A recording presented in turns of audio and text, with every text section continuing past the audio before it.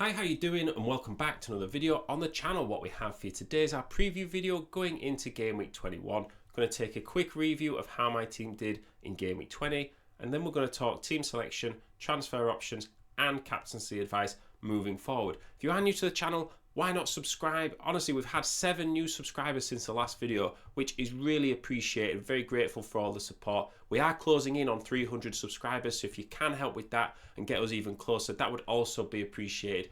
Let's take a look at how my team did in Game Week 20. So as we get the team on the board, it was yet another non-clean sheet return for Raya.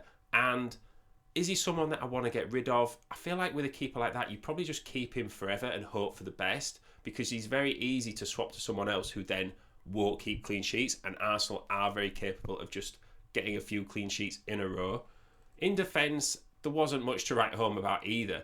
A lot of these defenders have been playing really well for my team and scoring lots of points over recent weeks, especially Lewis Hall. So I can't complain too much when my cheap defenders don't get clean sheets, because everything they get is kind of a bonus. A lot of my money in my team has been spent in midfield.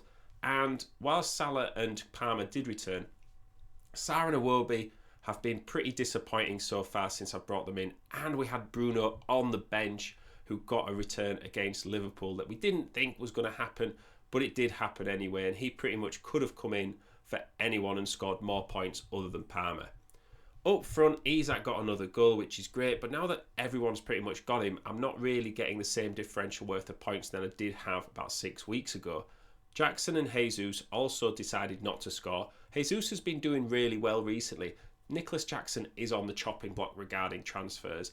Overall, it was not a good game week, really. After 6 green arrows a few game weeks ago, I'm now on my 3rd red arrow in a row. And it's meant I've gone down about 400k since last game week, and a game week rank of about 9 million. And to be honest, I look at my players and the points they scored, and I think there's no way that adds up to 46. There's not enough points there. But it obviously does. But I look at my team and I think, actually, I'm quite grateful for 46 points, because looking at it, nobody really returned much for me at all. The thing that it tells me is that I'm only about 15, 16 points off of where I was previously last game week. So whilst you can go down 400,000 places in a game week, you can probably also go up 400,000 places in another game week. So we all have these, down spells where we lose rank across the season. But FPL is only a game. So I'm fully prepared to pick myself back up and go again and go on another run of green arrows. Let's see if it can happen this game week. So in terms of fixtures for this game week, I think it's really important to acknowledge that it's a midweek game week and it will be a 6 o'clock deadline on Tuesday. My advice would be set your team Monday night, because if you're at work on Tuesday or you're not able to check your team on Tuesday until the evening and you just don't get the chance, you'll be kicking yourself if you've not set up your squad how you want it.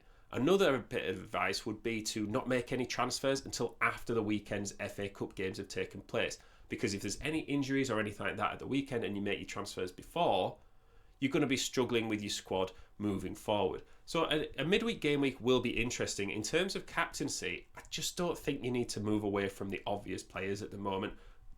There's no need to reinvent the wheel. I think you either captain Salah or you captain Palmer. Now, whilst Liverpool are scoring goals and Salah is on an incredible season of returns, Nottingham Forest did win away at Anfield earlier in the season, and Liverpool didn't even score against them. They are doing really well defensively, so it might be perceived as a bit of a risk to captain someone like Salah with Forest playing as well as they are. Having said that, that's who the most people will be captaining. The most FPL managers will be captaining. So it's really how you want to play it. If you want to play it safer, captain Salah, because that's probably where the biggest difference will be. If you don't captain Salah and then he does return, you'll lose a lot of rank. If you're feeling a bit more like you want to risk it, go for someone like Palmer, maybe even an Alexander Isak at home to Wolves. I think both of those are great options. I think for me personally with my team, I've been bitten a couple of times recently when I've gone against Salah and he's got a lot of returns, and then that's kind of gone against my team. I will be captaining Salah for this game week. Now, in terms of my team for this game week 21, it's looking pretty good. I've got 4 free transfers and 1.4 million in the bank.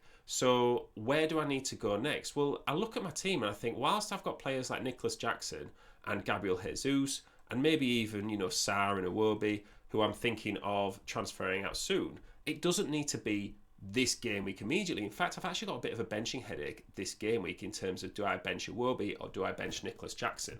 As of right now, I've got Iwobi starting, but come the deadline, I could very easily be starting Nicholas Jackson. So I don't think I need to make any moves right now, but let me know in the comments, A, who you'd be starting, and B, who you think I should be swapping for, bearing in mind that next game week I'll have 5 free transfers, and there is possibly a big transfer video next game week where we do make a few transfers and make some big changes for the team. So hopefully you had a good game week last game week, you had a better game week than me. Also pop in the comments if you've got any questions about your own team or any transfer advice. Thank you very much for listening. Go check out our latest wildcard video if you haven't seen it already, and I will see you in the next one.